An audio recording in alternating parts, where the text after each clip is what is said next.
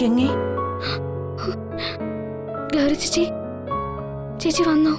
എന്താ ഗംഗേ, നീ എന്തിനാ കരയുന്നേ? ചേച്ചി, ഞാൻ കാര്യം പറ ഗംഗേ. മാളു പറഞ്ഞതുകൊണ്ട് കൂടിയാ മഹേട്ടന് ഭക്ഷണമായിട്ട് ഞാൻ വന്നത്. പക്ഷെ എനിക്ക് മുന്നേ വന്ന ശ്രേയച്ചി മഹേട്ടനിൽ അധികാരം കാണിക്കുക. എനിക്കത് കണ്ടു നിൽക്കാനാകുന്നില്ല ചേച്ചി. എനിക്ക് മനസ്സിലായി. നീ വിഷമിക്കാതെ. ശ്രേയ അവസരം മുതലാക്കുക. അതിന് ഞാൻ അനുവദിക്കില്ല. ശ്രേയയ്ക്കുള്ള പണി ഞാൻ കൊടുത്തോളാം. ശ്രേയച്ചയെ ഉപദ്രവിക്കൊന്നും വേണ്ട ചേച്ചി. അതൊന്നുമില്ല. എന്താ സംഭവിക്കാൻ പോകുന്നെന്ന് നീ കണ്ടോ?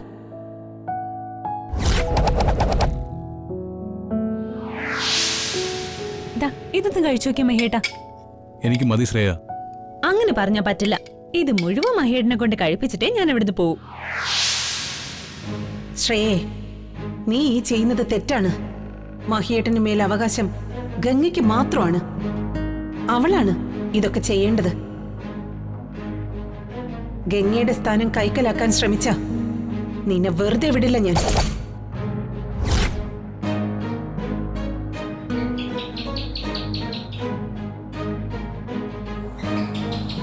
ഇത് വെച്ചൊരു പണിയുണ്ട്.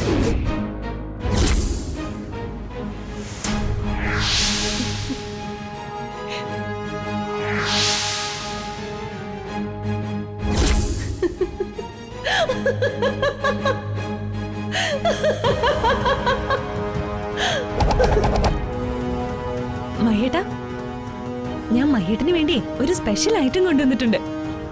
എനിക്ക് മതി ശ്രേയ, വിശപ്പില്ല. അങ്ങനെ പറഞ്ഞാ പറ്റില്ല. മഹേട്ടന്റെ ഫേവറേറ്റ് ഫിഷ് ഫ്രൈ ഞാൻ കൊണ്ടുവന്നിരിക്കുന്നത്. അതും ഞാൻ സ്പെഷ്യൽ ആയിട്ട് ഉണ്ടാക്കിയതാ. അത് മുഴുവൻ കഴിക്കണം.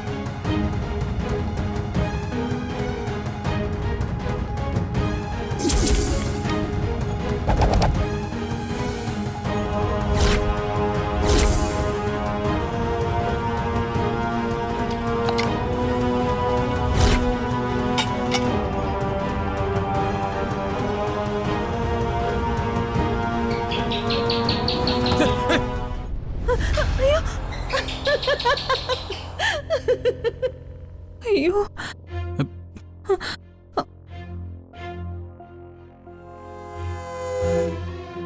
എന്താ ഇത്? അയ്യോ മഹേട്ടാ, നിനക്കെന്താ വട്ടാണോ ശ്രേയ? മഹേട്ടാ, ഞാൻ മര്യാദയ്ക്ക് ഇതൊക്കെ എടുത്ത് ഇപ്പൊ ഇവിടുന്ന് കൊണ്ടുപോകണം. മഹേട്ടാ, ഞാൻ അറിഞ്ഞോണ്ടല്ല മഹേട്ടാ. നീ അറിയാതെ പിന്നെ പല്ലി പാത്രം തുറന്ന് അതിനകത്ത് കയറിയിരിക്കോ? അയ്യോ, അതെങ്ങനെയാ സംഭവിച്ചെന്ന് എനിക്കറിയില്ല. നിന്ന് ന്യായം പറയാതെ എടുത്തു പോ ശ്രേയ.